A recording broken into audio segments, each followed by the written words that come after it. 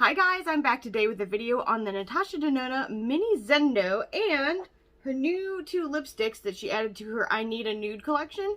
And I thought about getting the highlight, but I just have so many highlights already that I pretty much only use one or two of, so I was just like, I don't need that. To be honest, I'm, as you guys can tell, very eyeshadow obsessed, so that's what I needed. Lipsticks, I have a problem. I don't need either of them. I don't need a nude, I don't need an eyeshadow palette, but I need them deep within my soul. So in any case, I got the three of these items to try today. I have this palette on my eyes, and I do have swatches of both of these. I am currently wearing Maria, which has more of a pink undertone to it, even though it does look kind of orangey peachy right now, than the shade Andrea. You'll get to see swatches of both of those. I just want to tell you a little bit about each of the items. The palette, of course, is $25. Her mini ones always are $25. It's a decent price for what you get. You likely won't go through all of these if you have a sizable collection like I kind of do. However, this is a great way to experience Natasha Denona at a smaller price rather than investing in her bigger palettes. Her most expensive can go all the way up into the $239 price range, which is not cheap. So this is a great way to check out a formulation, make sure that you're not going to have any issues, that you really enjoy it. Me, I really do, and this is no exception. I will give you my full thoughts on it at the end though, but this is what it looks like. I actually, when I saw this, thought it was very similar to the Mini Retro palette. And I'm going to put them side by side for you here. My lighting is almost making it weird. These two at the end I thought were way more similar. This is just a different kind of color story, though they kind of, I feel like, would work really well together. So in the future, so I'm like holding these really weird. In the future, I really want to use all of them together. I think that they would play really nicely together. There, hopefully that is about the best I'm going to do for being able to actually show you both of them by each other. But I think that they would really complement each other. They are not the same. So I just thought I would bring that up. The packaging, I really like the packaging. And in fact, this packaging, it's on the Mini Retro. Okay, I thought maybe it would match like the lipsticks that I've got here, but it doesn't. If I thought I liked her normal packaging on the lipsticks, granted, these definitely show fingerprints more than the white would. But these are just, they're shiny. They're shiny, and I just want them in my collection, and now I have them because I have a problem. Shiny, go to cart. Shiny, come home. So here we are. Lipsticks were not cheap. They were $25 each. These are definitely high range priced. That's just what there is to it. Now, I will say this. I actually feel like it's kind of fair because the packaging is very sturdy. It is very luxurious. It's very weighty, but not like too heavy where you might feel like, okay, this is over the top. It's perfect. And then the actual product inside is, it's very good, but I'll give you my thoughts on the actual lipsticks at the end. So, in any case, I'm going to swatch all of these for you guys, and then I will do this look, and if you want to see, you can keep watching, and if not, you can just skip to the end and see what I think about all of these products. That's what I'm seeing right now. The shade in this palette is called Stark. And this is a very creamy shade. It is more of a satin than a true metallic. It is like a beautiful brown with purple and maybe even a little bit of red tint to it. In fact, it's weird, you're not really seeing any of the purple, but the purple's very strong in person. Really pretty shade. Also kind of reminds me of a shade in the Melt She's in Parties palette. This is the shade Bear. And again, this does not feel like her regular powder formulation. It feels like her cream powder. What it says it on here? Yeah, I think it is. CM, I think, stands for Cream Matte. It is a really lovely kind of like ballet slipper pink shade. Maybe slightly dusty rose-ish under with it. It's stripped. And it's this beautiful kind of, it's silver, but it's got a little bit of purple to it, and it almost kind of looks green in different lights as well. Gorgeous, gorgeous shade. The shade is called Daz.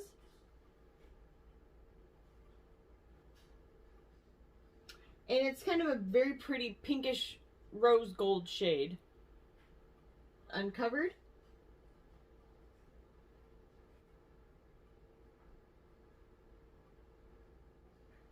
This is also another cream matte formulation, at least in my estimation and by the letters that are on it. It is like a beautiful dusty pink shade as well, but much deeper than this. This is ballet slipper dusty. This is true, just gorgeous. I would love this as a lipstick, to be real honest with you. Shade Maria. See, it's a very beautiful peachy pink kind of color. And this is the shade Andrea.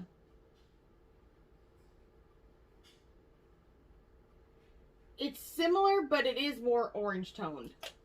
And that, I think, is more apparent when you see it swatched on the lips. And hopefully you'll be able to see it in the video.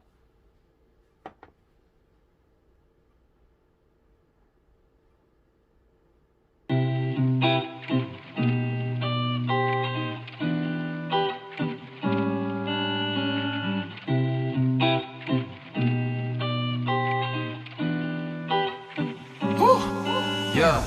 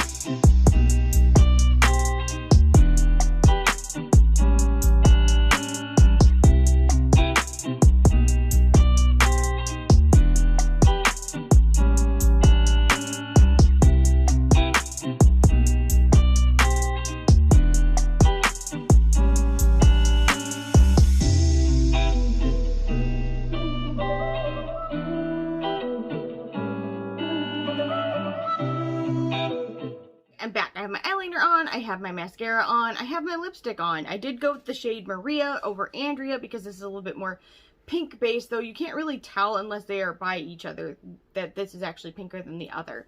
The things I'd like to say about the palette is it is beautiful. I love her cream matte formula. I know that that's kind of like hit and miss for different people, but for me, I've really enjoyed it. I think it works beautifully. Like, I love the, oh my goodness, the diffused look that I get with it is just everything I want in my life. The only color that I was not super crazy about, to be really honest, was Daz, which is like jazz but with a D, and that's just because I don't feel like it builds as beautifully or as intensely as I think it should. It just comes off kind of like it's actually lost on my lid. I don't even see it. Well, maybe in the video I see it more than I see it in real life. In real life, I just feel like I've kind of lost it in the middle of Stripped and Stark. Both gorgeous shades, but I really wanted to see that Daz color because I love pink and like pink golds and rose golds. Those are like some of my favorite colors. So I was a little disappointed with that shade in particular, but the rest of it performance-wise was very good. I think the lipsticks are some of, they're just so creamy and comfortable to wear lipsticks that are out there.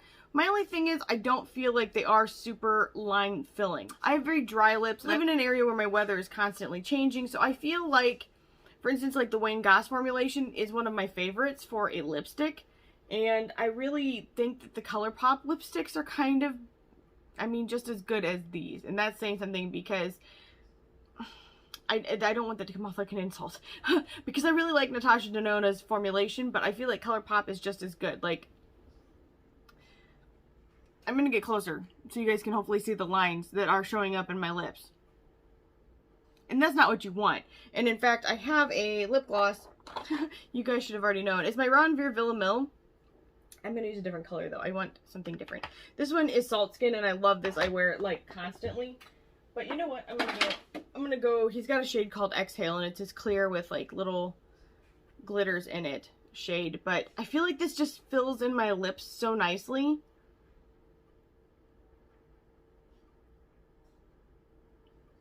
It truly makes them look better than they are.